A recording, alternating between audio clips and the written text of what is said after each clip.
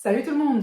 Vous voyez ces articles vélo que vous achetez en vous disant yes, ça a l'air génial et en fait, ça l'est soit pas du tout, soit au final vous en servez absolument pas. Je me suis dit qu'aujourd'hui j'allais partager avec vous mes regrets niveau produits vélo, niveau articles vélo que j'ai pu posséder. Il n'y en a pas des masses parce que globalement j'arrive à plutôt bien anticiper, j'imagine, mes besoins et l'utilité des choses. Mais quand même, il y en a, donc je vais vous citer ces choses que je regrette d'avoir achetées ou alors c'est des choses parfois qui m'avaient été données dans le cadre de partenariats. Donc voilà, je vais vous dire les cadeaux que j'aurais dû refuser ou les choses que je n'aurais pas dû acheter. Je vais vous expliquer aussi pourquoi. Évidemment, ce sont des choses que moi, je regrette d'avoir acheté, d'avoir eu. Mais peut-être que ce ne sera pas votre cas à vous, peut-être que ce seront des produits que vous utilisez énormément. Donc vraiment, ça dépend, mais quand même, je me suis dit que j'allais partager ça avec vous. Allez, numéro 1, les fixations pour téléphone à vélo. Donc j'en ai eu deux. J'en ai eu une qui se mettait avec, en gros, c'était des fils qui tenaient le téléphone. Ça bougeait un petit peu, ça passait. Et la deuxième fixation que j'ai eue, c'est la fixation quadlock. Fixation quadlock que j'utilise toujours en running avec le bracelet de running. Et le problème, c'est pas que ce soit pas de la qualité ces deux produits. Le fait est que depuis que j'ai un compteur GPS accroché à mon vélo, à mon guidon, je n'ai absolument plus besoin d'avoir mon téléphone. D'ailleurs, à l'époque où je n'avais pas de compteur, j'avais Strava allumé sur mon téléphone, mais qui était dans la poche de mon jersey parce que je n'avais pas ces outils. Dans ce cas-là, ça aurait pu m'être utile. Mais j'ai eu ces fixations téléphone après avoir déjà eu un GPS vélo, donc ça ne m'a servi à rien. Voilà, d'ailleurs, ça risque même en fait de vous distraire si vous avez votre téléphone et que vous voyez des notifications, etc. Donc ça pourrait vous distraire. Évidemment, vous avez un peu plus de risque de casser votre téléphone si vous tombez. Donc si vous avez un compteur vélo, je vois peu personnellement l'intérêt d'avoir en plus son téléphone accroché à son guidon. Un autre accessoire dont je ne me suis vraiment pas servi, c'est une lumière de 2000 lumens. C'est la marque Sigma qui m'en avait envoyé une, donc dans le cadre d'un partenariat, j'avais fait une vidéo dessus qui avait intéressé pas mal d'entre vous. Ça peut intéresser des gens, mais donc c'est une lampe de 2000 lumens, donc c'est une lampe qui éclaire la nuit. Donc le but c'est vraiment de rouler la nuit dans des endroits où il n'y a pas d'éclairage public. Vous pouvez la mettre soit sur votre guidon, soit sur votre casque. Il y a une batterie qui est lourde, externe, etc. Donc en fait, c'est un peu encombrant. Et perso, je trouve ça quand même assez dangereux de rouler la nuit. Je roule pas la nuit, donc ça m'a pas été très utile. J'ai pu faire un test, j'espère que ça a été utile à ceux d'entre vous qui roulent la nuit. Il y en a par exemple qui font du vélo taf, donc l'hiver, forcément, il faut avoir une très très bonne lumière, surtout si comme moi, vous habitez à la campagne.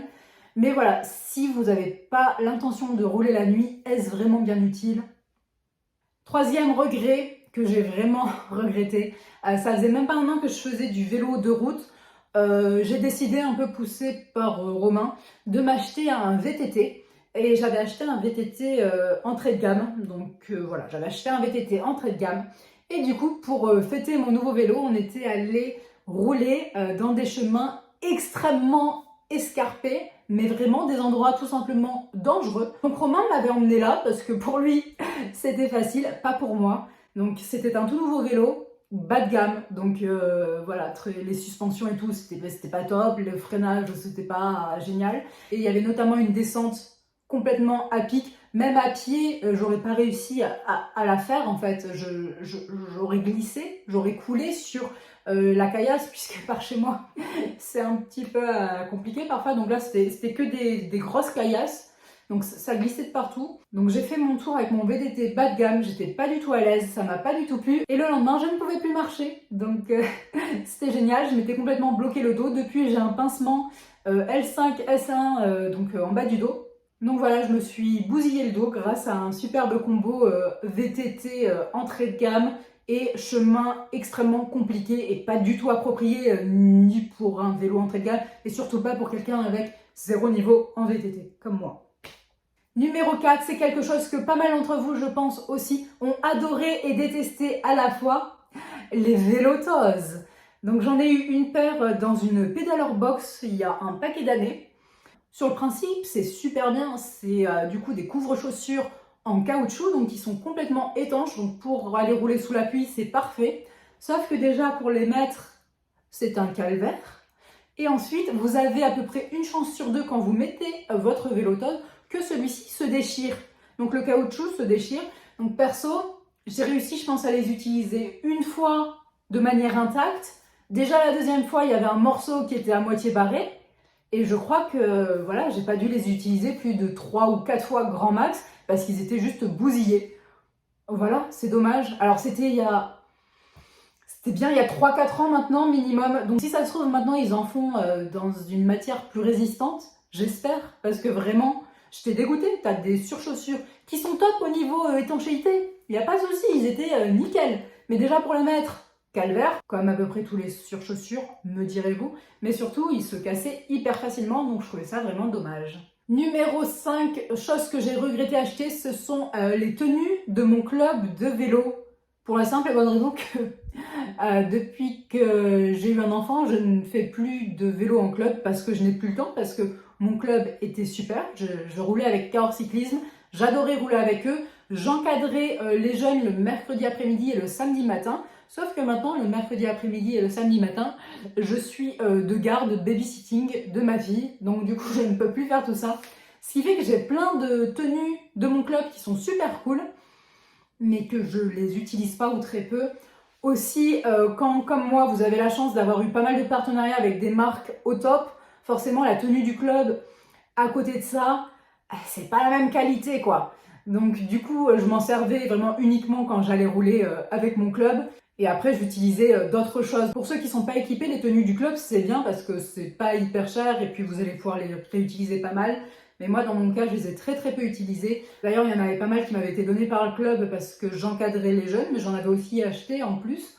Et voilà, ils ont été très très peu utilisés, donc c'est un petit peu dommage. Je profite quand même de cette vidéo pour dire bonjour aux personnes qui font partie du club Cahors Cyclisme, parce que c'est un club que j'ai beaucoup apprécié, donc que j'apprécie encore beaucoup. Malheureusement, j'ai plus le temps de rouler avec eux. J'espère pouvoir le trouver de nouveau dans quelques années, parce que rouler en club, c'est super cool. J'avais d'ailleurs fait une vidéo il y a un petit paquet d'années maintenant, sur le fait de rouler en club et sur tous les bénéfices personnellement que ça m'avait apporté. Donc pour moi, ça reste une très très bonne expérience.